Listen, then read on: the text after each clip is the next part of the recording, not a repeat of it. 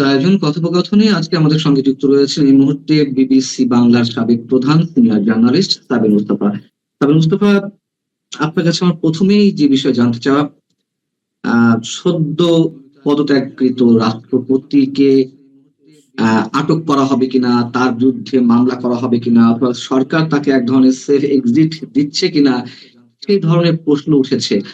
আপনার কি মনে হয় যে সরকার আসলে তাকে নিয়ে নতুন করে কিছু করবে? অথবা আমরা যদি প্রধানমন্ত্রী তথ্য বিষয়ক উপদেষ্টা মিস্টার জাহিদের কথা উচ্চারণ করি, তিনি বলেছেন যে রাষ্ট্রপতি থাকাকালীন অবস্থায়, মানে তার আগে এবং পরে যদি কোনো ধরনের অভিযোগ থাকে সেক্ষেত্রে আইনগত প্রক্রিয়া নেওয়া যেতেই পারে। তার এই বক্তব্যের মধ্য দিয়ে আসলে কোনো ধরনের স্পষ্ট বার্তা খুঁজে পাওয়া যায় কিনা সরকারের পক্ষ থেকে?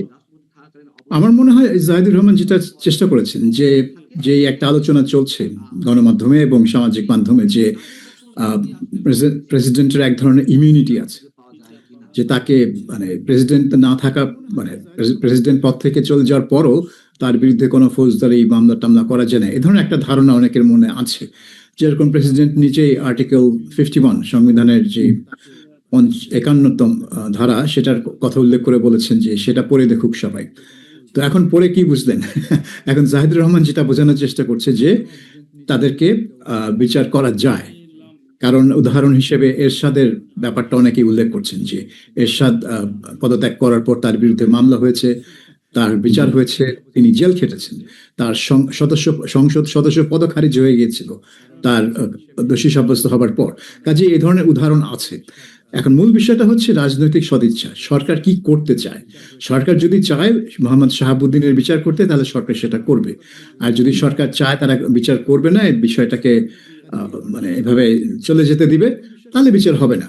কোনোটাই আইন আইন কোনোটার বাধা বা কোনোটা কিছু হচ্ছে না, এখানে সরকারের সদিচ্ছায়। এটা শুধু শাহাবুদ্দিন কেন, আপনি বাংলাদেশের ইতিহাসে গত 55 বছরের ইতিহাসই দেখেন না কেন, যে রাজনৈতিক গুরুত্বপূর্ণ যে কোনো ব্যক্তির বিরুদ্ধে বিচার শুধু তখনই হয় যখন তাদের চরম প্রতিপক্ষ ক্ষমতায় আসে এবং তারাই বিচার করে, এবং তারা ক্ষমতায় এসে তাদের পক্ষের যেসব লোক আগের জমানায় বিচার হয়েছিল এবং দোষী সাব্যস্ত হয়েছিল তাদেরকে বেকসুর খালাস করে দেয়, মাফ করে দেয়।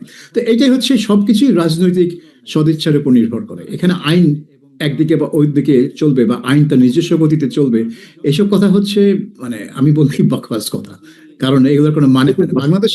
বাংলাদেশের পরিপ্রেক্ষিতে এগুলোর কোনো মানে হয় না। Everything depends on government's goodwill, political will. যারা যারা তাকে আটকের দাবি জানাচ্ছে, সে এনসিপি, জামাত ইসলামী বা ইনকিলাব মঞ্চ নামে একটা সংগঠন আছে, আরো অনেক রাজনৈতিক দল যেগুলো আওয়ামী বিরোধী রাজনৈতিক দল হিসেবে পরিচিত, তাদের অনেকের বক্তব্য বা সোশ্যাল মিডিয়াতে যে আলোচনা হচ্ছে যে সাবেক রাষ্ট্রপতি শাহাবুদ্দিন সাহেব কি এমন শক্তিমান ব্যক্তি যে তাকে সেফ এক্সিট দিতে হবে। ডক্টর ইউনূসের ক্ষেত্রে আমরা জানি তিনি মার্কিন এজেন্ট অথবা আন্তর্জাতিক শক্তির নানান ধরনের এজেন্ডা তিনি বাস্তবায়নের জন্য ক্ষমতা নিয়েছিলেন, তার সাথে এক ধরনের বোঝাপড়া হয়েছে। এখন ওপেন সিক্রেট যে তার বিরুদ্ধে একের পর এক মামলা করা হলেও মামলা কোনোটি গ্রহণই করা হয়নি, কোনোটি গ্রহণ করার পরে সেগুলো খারিজ করে দেওয়া হয়েছে। অসংখ্য মানুষ সেগুলো মামলা করতে গেছেন। ইভেন তার উপদেষ্টা পরিষদের যেসব সদস্য ছিলেন তাদের বিরুদ্ধেও কোনো ধরনের কোনো ব্যবস্থা নেওয়া হয়নি, অসংখ্য অভিযোগ থাকা সত্ত্বেও। তো তার তো এক ধরনের ব্যাখ্যা আছে। আমরা বলছি না রাষ্ট্রপতি শাহাবুদ্দিন অবশ্যই অপরাধী, কিন্তু তার বিরুদ্ধে অভিযোগ ছিল। তো অনেকে বলছেন যে তাকে কেন, মানে বিএনপির সাথে কি আসলে কোনো ধরনের সমঝোতা হয়েছে? আর যদি হয়ে থাকে, যে তিনি কি এমন শক্তি এখন মানে হোল্ড করছেন যে তাকে স্টেট এক্সিট দিতে হবে? আপনি কি মনে করেন?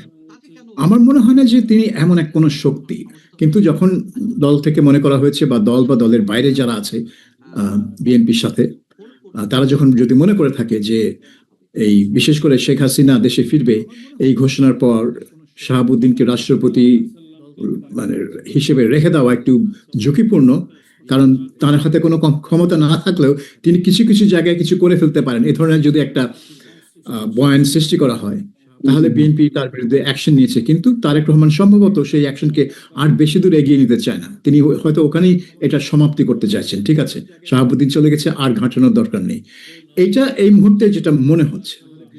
কিন্তু তার মানে এই না যে 2 মাস পরে দুদককে বলা হবে না যে তোমরা শাহাবুদ্দিনের বিরুদ্ধে একটা তদন্ত শুরু করো।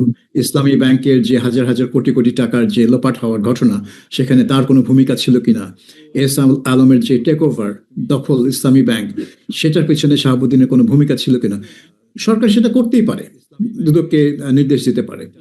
এবং আমার মনে হয় না যে প্রাক্তন রাষ্ট্রপতি তেমন কোনো ইমিউনিটি আছে যেটা তাকে এই ধরনের দুর্নীতির মামলা থেকে রক্ষা করতে পারে।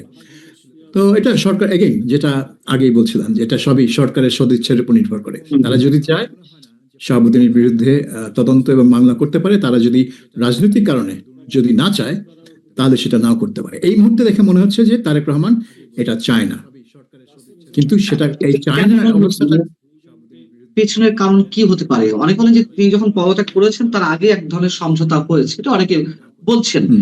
আহ, যদি হয়ে থাকে কেন বা সেই সমঝোতা? এবং একই সঙ্গে আপনার কাছে প্রশ্ন, হয়তো প্রশ্নটি পূরণ হতে পারে, আহ আসলে কি তিনি কিছু করতে পারতেন শেখ হাসিনা ফেরার ক্ষেত্রে, অথবা এর পেছনে কারণ এটি কিনা যে তড়িঘড়ি করে স্পিকারকে ডেকে নিয়ে আসা হলো, তিনি ট্রিটমেন্টে ছিলেন, আহ শুক্রবারের মধ্যে ওই দিন শর্ট নোটিশে তাকে সব ধরনের প্রক্রিয়া সম্পন্ন করতে হলো, আসলে কেমন কোনো বিষয় জড়িয়ে রয়েছে কিনা বা ছিল কিনা? না, আমার তো মনে হয় যে এটা একটা মানে কোনো একটা ভয় থেকে এই কাজটা করা হয়েছে। কারণ তারা যদি শাহাবুদ্দিনকে আওয়ামী লীগের নমিনি বা আওয়ামী লীগের মনোনয়নপ্রাপ্ত রাষ্ট্রপতি হিসেবে যদি তাকে সরাতে চায়, সেটা তো আগেই করতে পারতো। সংসদ অধিবেশন যাওয়ার পরপরই তারা সেটা করতে পারতো। রাষ্ট্রপতি ভাষণ দিলেন এবং তারপরেই তারা এই প্রক্রিয়াটা শুরু করতে পারতো, যে ঠিক আছে, কাজ শেষ, এবার আপনি যান, আমরা আমাদের রাষ্ট্রপতি মনোনীত করব। এবং তিনি এটা তো ওই সাক্ষাৎকারে বলেছিলেন যে সরকার যদি চায় আমি সানন্দে পদত্যাগ করব। তো রাস্তা তো খোলা ছিল, তারা করেনি কেন? তারা নিশ্চয়ই চেয়েছে যে না, তাকেই রেখে দিতে। তো হঠাৎ এই নীতি পরিবর্তন হলো কেন? সেখানে আমার মনে হয় যে এই শেখ হাসিনা ঘিরে ঘটনাটা একটা ফ্যাক্টর হতে পারে। যদিও তার কোনো ক্ষমতা নেই, হয়তো অনেকে ভেবেছেন যে মানে 5ই আগস্ট 2024 সালে আপনার মনে আছে যে খালেদা জিয়া মুক্তি পেয়ে গেল, কিসের বলে মুক্তি পেয়ে গেল? রাষ্ট্রপতির কোন এক আদেশে। তো রাষ্ট্রপতির তো সেরকম কোনো ক্ষমতা নেই একজন সাজাপ্রাপ্ত আসামিকে তার সাজা মওকুফ করে দিতে, আনলেস তারা আবেদন করে ক্ষমার জন্য। তো সেরকম তো কোনো আবেদন আসে, তখন কোন দেশে কোনো সরকারই নেই। সেই আবেদন মঞ্জুর তো করা আগে সরকার, তারপরে রাষ্ট্রপতি সেটাতে সম্মতি দেন। তো যাই হোক, তো সেটা হয়েছে। তো এখন তারা কি মনে করছে যে এই কাণ্ড তো উনি আগে করেছেন, আমাদের পক্ষে করেছেন, এখন আমাদের বিপক্ষে করতে পারেন কিনা? কিন্তু 24 সালের বাস্তবতা আর 26 সালের বাস্তবতা তো একই না। 24 সালে তিনি সেটা করতে পেরেছিলেন কারণ যারা যারা ক্ষমতার কেন্দ্রে তখন, তারা চাচ্ছিল যে সেটা তিনি করুক। কিন্তু এখন যারা ক্ষমতা কেন্দ্রে, তারা তো চাইবে না যে তিনি হাসিনার পক্ষে কোনো পদক্ষেপ নিক। কাজেই তিনি কিন্তু যারা মানে সরকারের ইচ্ছার বিপক্ষে রাষ্ট্রপতি কিছুই করতে পারেন না, কিছুই পারেন না। এটা এই রাষ্ট্রপতি কেন, কোন রাষ্ট্রপতি পারেনি। আর এখানে যদি তারা মনে করে যে শাহাবুদ্দিন কোন একটা রাজনৈতিক ক্ষতি করে বসতে পারে, তাহলে তো ব্যাপারটা আরো ভয়ানক হয়ে গেল। কাজেই তাদের শাহাবুদ্দিনকে সরিয়ে দেওয়ার পিছনে ওই চিন্তা কাজ করে থাকতে পারে। কিন্তু আমার মনে হয় যে এটা মানে একটা সমঝোতা হয়েছে। সমঝোতা না হলে এই এই 2-3 দিনের ব্যাপারটা থাকতো না। এটা আগেই তাকে বলতো এখনই আপনি যান, অথবা মানে পদত্যাগ করার পরই তার বিরুদ্ধে মামলা টামলা নোটিশ আমরা পেয়ে যেতাম। কিন্তু এখনো সেটা হতে পারে, এটা তো উড়িয়ে দেওয়া যায় না যে তার বিরুদ্ধে একটা তদন্ত শুরু হবে না। এটা হতে পারে, কিন্তু এই মুহূর্তে মনে হচ্ছে সেটা হবে না। বিভিন্ন গণমাধ্যমে, আহ বিভিন্ন বলতে বিশেষ বিশেষ গণমাধ্যম, আমি নাম উচ্চারণ করছি না, এখানে হেডলাইন করা হয়েছে যে শেখ হাসিনার শেষ দোসর রাষ্ট্রপতির বিদায় বা পদত্যাগ।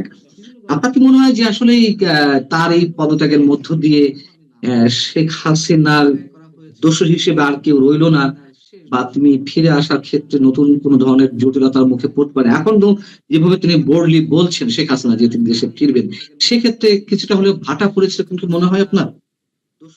না, কারণ আমার মনে হয় না যে শেখ হাসিনার এই ঘোষণার পেছনে শাহাবুদ্দিনের কোনো ভূমিকা ছিল, বা শেখ হাসিনা মনে করেছিলেন যে শাহাবুদ্দিন কোনো ভূমিকা পালন করবে। কারণ তিনি খুব ভালো করেই জানেন যে সরকারের ইচ্ছার বাইরে এই রাষ্ট্রপতি কোনো কিছুই করতে পারবে না।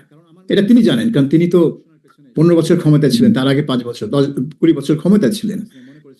এই বিষয়ে আরেকটি প্রশ্ন করতেই হচ্ছে, মানে যা গুঞ্জন বা যেগুলো ছড়াচ্ছে যে একটা রহস্য মানুষ খুঁজে পাওয়ার চেষ্টা করছে, আহ, যখন সেনাপ্রধান জেনারেল ওয়াকারুজ্জামান সাহেব তুরস্ক সফরে, ঠিক সেই মুহূর্তে রাষ্ট্রপতির বিষয়ে এই সিদ্ধান্তগুলো নেওয়া হলো এবং কার্যকর করা হলো। সেনাপ্রধান ফিরলেন শনিবার, শুক্রবারের মধ্যে সবকিছু কমপ্লিট করা হলো। এটি কোনো বিশেষ বার্তা আসলে দেয় কিনা?